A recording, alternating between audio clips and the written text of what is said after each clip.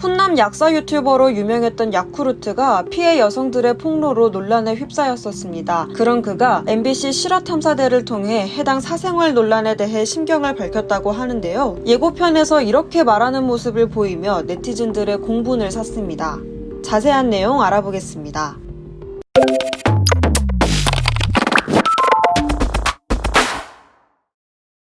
지난 5월 27일 방송된 실화탐사대에서는 야쿠르트의 성병을 옮긴 의혹과 관련하여 폭로글을 올린 피해 여성들의 인터뷰와 야쿠르트의 근황에 대해 공개하면서 다시 이슈가 되고 있는 상황입니다.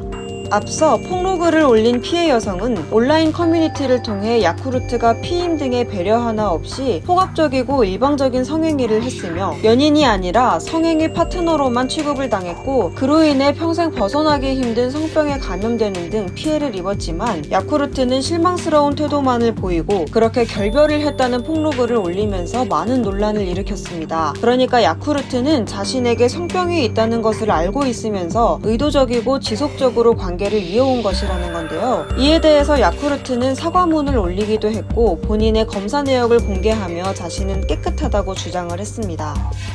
방송에서 인터뷰를 한 피해 여성에 따르면 야쿠르트는 피해 여성들에게 성병을 옮긴 것뿐만 아니라 피해 여성들이 폭로글을 게재한 이후 집까지 찾아가 현관문을 두드리고 벨을 누르며 극단적 선택을 하겠다고 말하는 등 공포심을 조장하기도 했다는데요. 이 때문에 폭로글을 올린 피해 여성은 글을 삭제할 수밖에 없었다고 합니다. 그리고 피해 여성들은 야쿠르트의 해명과는 다르게 야쿠르트로 인해 얻은 병으로 고통받고 있는 상황입니다. 제작진은 어렵사리 야쿠르트를 만나 헤르페스가 별게 아닌 거냐고 물었고 야쿠르트는 이에 대해서 피해 여성에게 별거 아니라는 식으로 말한 건 당시 상황에서 피해 여성이 너무 당황해하는 걸 무마시키기 위해서 그랬다고 하면서 지금은 편안하게 이야기할 수 없다며 자리를 피하려는 모습을 보였고 죄송한 마음은 갖고 있냐는 물음에 이렇게 무리를 일으키고 그동안 구독해주신 분들도 있고 응원해주신 분들도 있고 한데 피해를 드렸으니 그런 거에 대해서 너무 죄송하다라며 구독자들에게 사과를 했습니다. 결국 피해 여성들에게는 사과 한마디 하지 않고 자리를 떠났는데요. 이를 본 네티즌들의 반응입니다.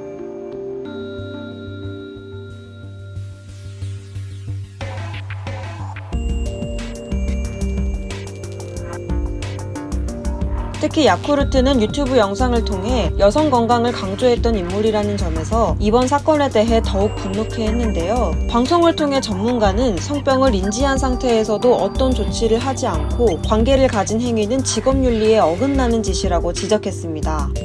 방송 직후 야쿠르트를 향한 비판이 계속되고 있는 반면 야쿠르트를 오히려 옹호하는 여론도 일부 있습니다.